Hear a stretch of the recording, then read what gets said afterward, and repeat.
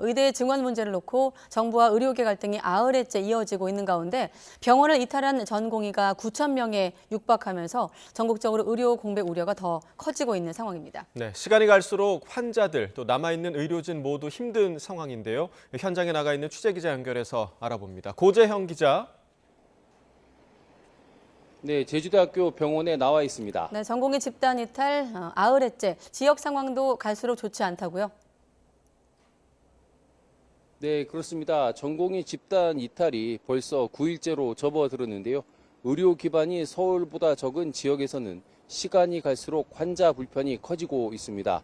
의대 정원을 놓고 정부와 의료계의 줄다리기가 일주일 넘게 이어지면서 병원 현장을 떠난 전공의 숫자가 9천 명에 육박하고 있습니다. 제주에서도 전공의 141명 가운데 77%가량이 현장을 떠났습니다. 상급 종합병원이 없는 제주에선 사실상 상급 병원 역할을 하는 제주대학교 병원이 가장 많은 전공의 이탈이 발생했는데요. 그 여파로 병원은 수술실을 12개실에서 8개실로 축소하는 등 영향을 받고 있습니다. 지역 내 일부 종합병원은 전공의 이탈 이후 병상 가동률이 평소의 절반 수준에 그치고 있습니다. 중증 응급 환자 위주로 받으면서 응급실 이용률도 평소보다 크게 줄었습니다. 전공의 집단 이탈 상황이 길어지면서 환자들은 제대로 치료받지 못할까 걱정이 큰데요. 환자 몇 분을 만나봤는데요.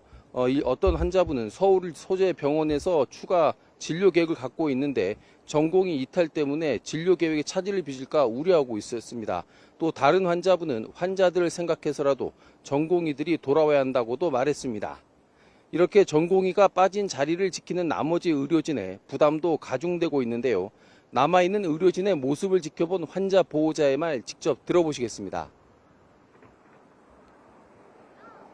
전문의도 좀 바빠지고 이렇게 해서 특히 제가 느끼기에는 간호사분들이 평소보다 그 움직임이 너무 빠르게 이렇게 막 바쁘게 지치게 뭐 그렇게 움직이는 것 같았어요.